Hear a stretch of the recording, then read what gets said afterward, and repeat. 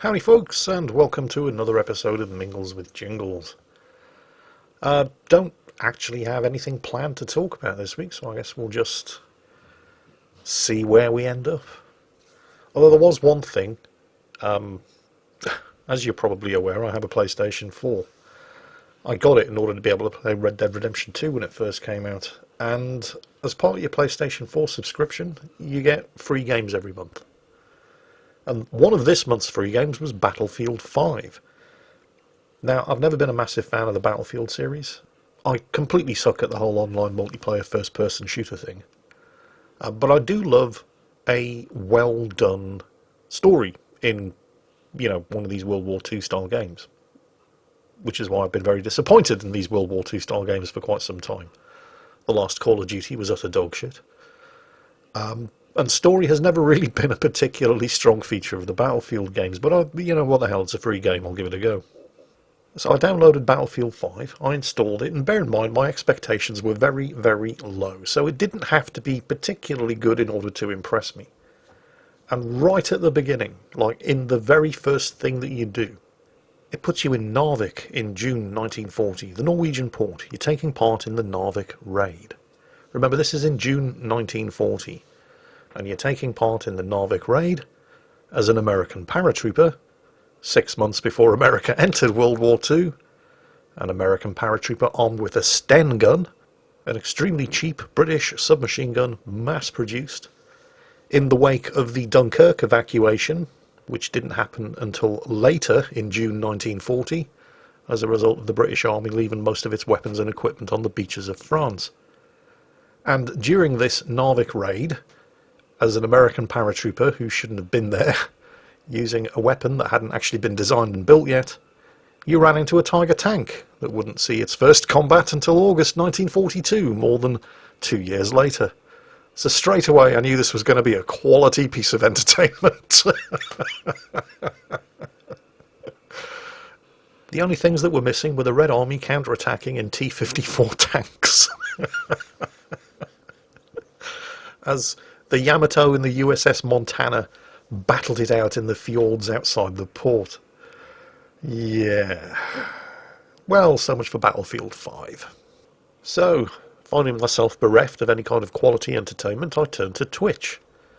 And whilst on the Twitch front page, I saw that one of the most popular things being streamed on Twitch at that precise moment was some German tart trying on bikinis in a hot tub. Now, I have to admit, this did confuse me a little, because I was fairly sure that sexually suggestive content is not permitted on Twitch, so I went to check Twitch's terms and conditions, and sure enough, sexually suggestive content or activities are also prohibited, although they may be allowed in educational contexts, or for pre-approved licensed content, in each case subject to additional restrictions. Trying on bikinis in a hot tub. Apparently this is educational now. Because if it was sexually suggestive content, it wouldn't be on Twitch, right? I thought I'd investigate further. So what exactly do they mean by sexually suggestive content? So, digging further into Twitch's terms and conditions, I found the following. To maintain the health of our community and promote content that is appropriate for a diverse audience, sexually suggestive content is prohibited on Twitch. Well, this clearly can't be sexually suggestive content, otherwise it wouldn't be getting promoted on Twitch's front page. But I'm really struggling to see how watching some German tart try on bikinis in a hot tub is educational. Although I don't know, maybe it's artistic, maybe that's it. Maybe it's educational and artistic. Perhaps the act of trying on bikinis in a hot tub is actually a scathing artistic comment on the sweatshop conditions endured by the child labourers who work in the factories that produce these bikinis. Yeah, that must be it, because, well, a hot tub is hot, right? It's right there in the name. And these bikinis are produced in conditions that are known as sweatshops. So you can see the connection. It was right there in front of our face the whole time. And I was very, very pleased to see, upon reaching this conclusion, that so many other people were interested in the plight of the child labourers in Indonesian sweatshops, because there were thousands of people watching. I came away actually quite surprised that Twitch had such a progressive standpoint on these important social issues. So I went to check out what else Twitch was broadcasting in the just chatting category. I have to admit, there didn't seem to be an awful lot of chatting. There was lots of dancing, there was lots of yoga, there were lots and lots of hot tubs. I honestly hadn't realised that the artistic community had such a strong presence on Twitch.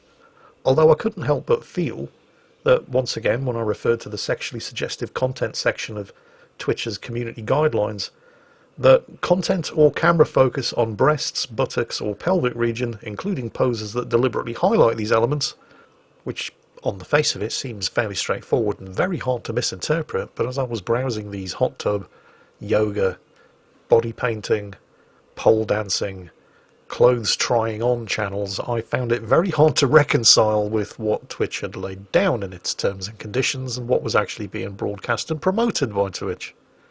I guess the artistic and educational content here was just far too highbrow for an idiot like me to comprehend.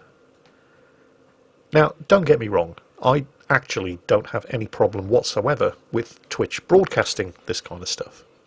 All sarcasm and joking aside, there are clearly an awful lot of young ladies around the world who are making a reasonable living by showing off very thinly covered up tits and ass on Twitch, and good for them.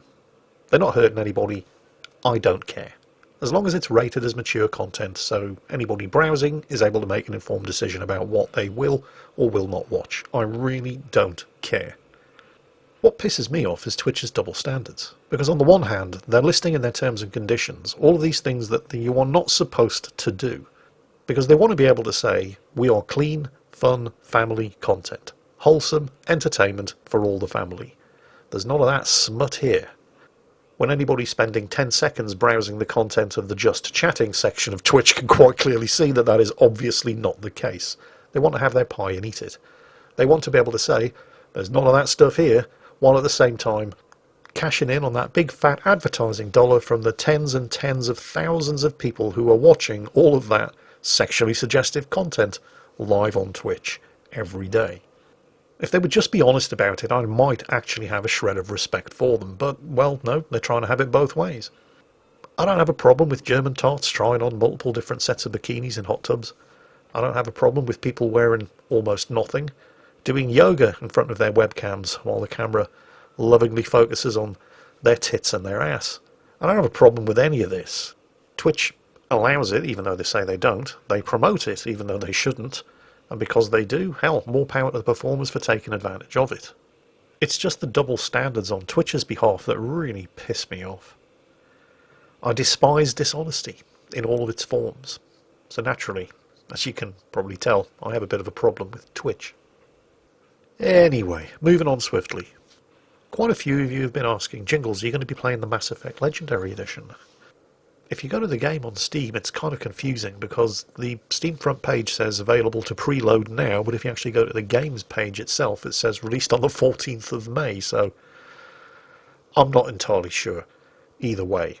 But why would I get the Mass Effect Legendary Edition? I already own Mass Effect 1, 2 and 3, and most if not all of the DLC for it.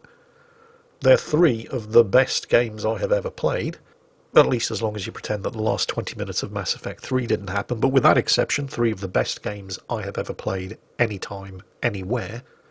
Back in the days when BioWare were more interested in hiring people who were capable of creating great games rather than hiring people that would look good on a diversity portfolio. But I've already played them.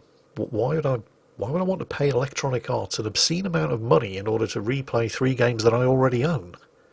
But Jingles, they're remastered in 4K Ultra HD. Yeah, and? Well, okay, I get it. I mean, if you have not played Mass Effect 1, 2 or 3, this is an amazing opportunity to experience three of the best games ever written, with the exception of the last 20 minutes of Mass Effect 3, and enjoy them on a modern gaming PC. But if you already own them, you can already enjoy them on a modern gaming PC. They looked pretty good when they first came out. They still pretty much hold up today, and they haven't remastered the story, have they?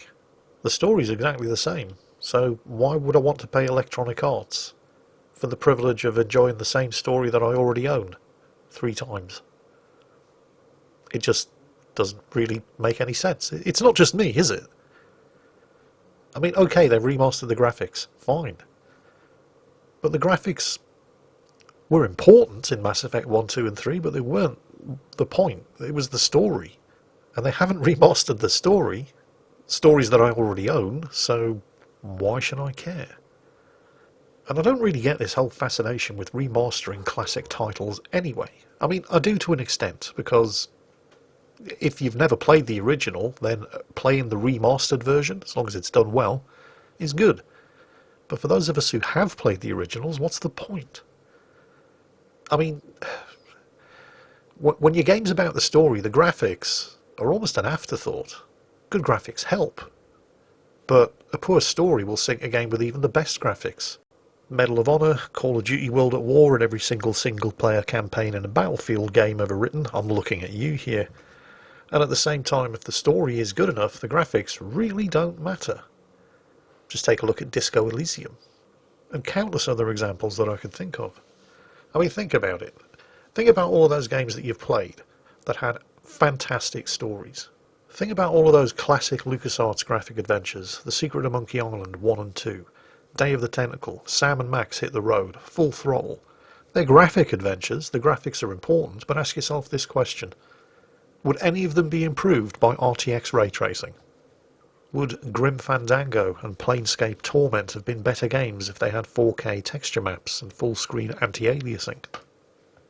I can't help but think that the answer to all these questions is no, not really. So if you haven't already played Mass Effect 1, 2 or 3, I definitely encourage you to pay what's actually, for Electronic Arts standards, a pretty reasonable price for 3 of the best examples of BioWare storytelling at its finest ever written. But I do already own all 3 of them. I have already experienced the stories. They're not remastering the stories, so no, I'm not going to be giving Electronic Arts any money to play 3 games that I already own. Thanks very much. I just don't see the point. Speaking of stories that I've already played, and no spoilers here by the way, so don't worry, Subnautica Below Zero. Now, as I'm sure you're all probably aware, I absolutely loved the original Subnautica. And Unknown Worlds have been hard at work on the sequel, Subnautica Below Zero. It's been in early access for about a year, and it finally released last week. And I've been playing it, and I have been enjoying it, and I do think it's a good game. I don't think it's as good as the original, and I think it's a lot shorter than the original, unless there are some massive story spoilers awaiting me around the next corner. Let me put it this way, when I played the original Subnautica, I spent weeks playing through the story and exploring the world and just enjoying every bit of it. And all of that's there in Below Zero as well. But I've put, I think, 6 hours into it. And unless there are some major story and plot developments coming around the next corner, I don't think I've got more than 2 or 3 hours left before I've completed it. Now, I may be wrong, there may be some major developments coming that I'm not aware of. I didn't play through the whole thing in early access. I wanted to, be able to enjoy it when it was released.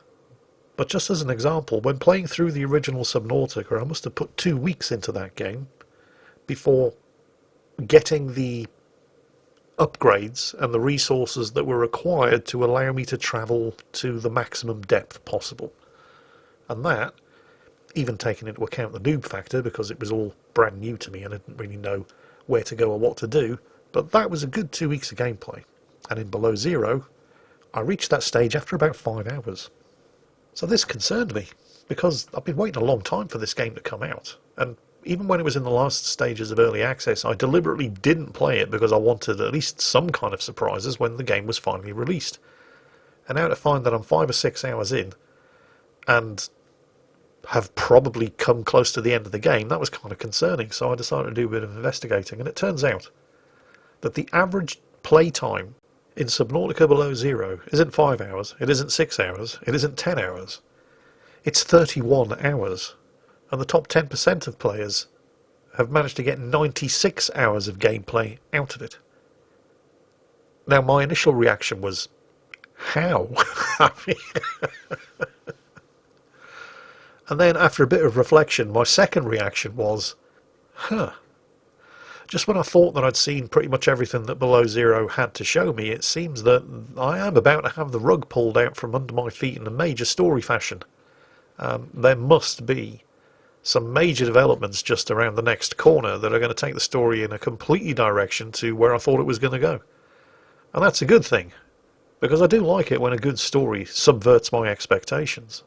And I can only assume, based on the fact that I thought that I'd basically seen everything that there was to see after 5 or 6 hours, but most people play for at least 31. So I guess I'm about to have my expectations subverted in a pretty major way. And I can't wait. In fact, as soon as I've finished doing this episode of Mingles with Jingles, I'm going to dive back in. Because, like I said, I'm at the point in the story, after about 5 or 6 hours of gameplay, where I've managed to get the upgrades required to take my vehicle down to the maximum depth possible. Something that took weeks in the original Subnautica. I've gotten, and again, I don't want to give any spoilers away here, 2 of the 3 things that I thought I needed in order to reach the end game. But with 25 hours of gameplay left to go, I can't possibly be anywhere near as close to the end as I think I am. So as soon as I've done recording this episode of Mingles, I'm going to be diving, pun intended, straight back into Subnautica Below Zero, because I can't wait to see exactly what kind of surprises are lurking around the next corner. Hopefully it's going to be worth it. Well, anyway, before we get done for this week, because I do want to jump back into Subnautica Below Zero, I just wanted to share the news that the Humble Bundle is back. 100% of funds raised by the Heal COVID-19 bundle will go to fight the COVID outbreaks in India and Brazil. And it is a pretty good bundle. Unlike most of the Humble Bundles, where you can choose how much you donate, this one goes for a flat fee of $20, but you do get 22 games, a number of books, and a couple of apps. And while admittedly most of the games on the list are games that you've probably never heard of, probably never would have heard of, and almost certainly wouldn't want to play, but there are a couple of standout titles in the list, such as BioShock Remastered, Euro Truck Simulator 2, This War of Mine, The Final Cut, Saints Row the Third, the full package, Titan Quest Anniversary Edition, and Super Hot. Any one of which, arguably, is worth the $20 fee by itself. So 22 games for $20 plus a bunch of books, most of which I would never have wanted to read if they weren't giving them away for free, and a couple of apps including, let me just check the list, Win Optimizer 18, Backup Pro 14, Photo Optimizer 7 and Music Maker Hip Hop Edition. So that's the latest Humble Bundle. Link in the video description. And on that note, I'm going to put this episode of Mingles with Jingles to bed. There is just one other thing that I wanted to share with you. Do you recall in the last episode of Mingles with Jingles, where I was talking about the, I think exploits is probably the safest word to use. The shameless exploits of one of my former shipmates from HMS Newcastle back in the day. Well, it was communicated to me during the course of the intervening week from somebody who was not in the Royal Navy, but served with somebody who was on board HMS Newcastle in the early 2000s and knows the individual that I was talking about. And when he was directed to watch that particular section of that particular episode of Mingles with Jingles, once he'd finished laughing, he turned to his workmate and said, "Yes, I know exactly who he's talking about, and it is all absolutely true." You see, you just have to trust your Uncle Jingles. Anyway, that's it for today. I hope you've enjoyed it. I hope you've all had a great weekend, and as always, take care, stay safe, and I'll catch you next time.